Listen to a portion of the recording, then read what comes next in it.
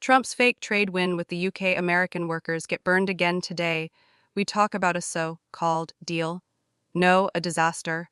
Made by Donald Trump with the United Kingdom. He stood in the Oval Office, smiling like he just saved the world. But let me tell you something, this deal is a joke. A bad joke. A joke that will cost American families, workers, and farmers everything. Trump says it's a very large trade deal, but the details, not done, not final, just another flashy press show with no real plan. He wants us to believe this is good for America. But let's be honest, it's only good for billionaires, CEOs, and his rich friends. This so-called agreement gives UK farmers a chance to keep their food clean because they refuse to accept US meat full of hormones. That's right.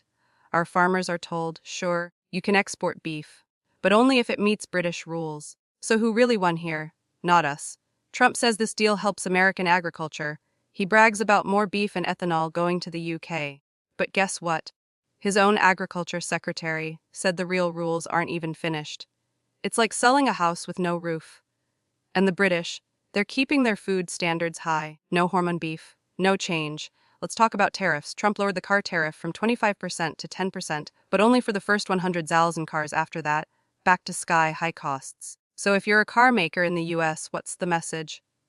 Build fewer cars or pay more. Genius policy, right?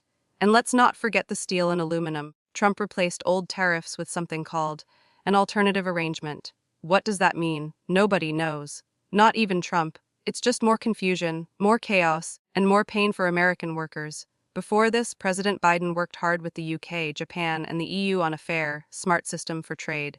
But Trump, he threw it all away. Burned it down. Because that's what he does. Destroy what others build. Now Trump brags about $5 billion in new exports. Sounds big, right? But that's only a tiny bump. Less than 1% of our total exports. Meanwhile, prices for everyday goods are rising thanks to his 10% universal tariffs. Families pay more for clothes, food, and medicine. That's the real Trump tax. Oh, and don't miss this. Britain gets free beef and ethanol, but they're keeping their tax on US tech companies. That's right. They still punish our digital businesses. Trump didn't fix it.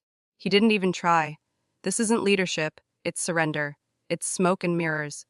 And once again, the American people lose while Trump poses for the cameras. And who was by Trump's side? J.D. Vance, his loyal VP, a man who once hated Trump. But now, he's just another puppet, nodding while Trump sells out our country. The truth is simple.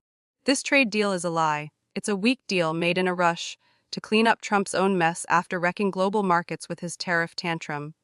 And now, other countries are watching. Japan, South Korea, Vietnam. They all want special treatment too. Trump has opened the floodgates, and we're the ones who'll drown. This is not America first. This is America alone. And if we don't stop it now, Trump will drag us back into the economic dark ages. This was Grassroots Report. Have a nice day.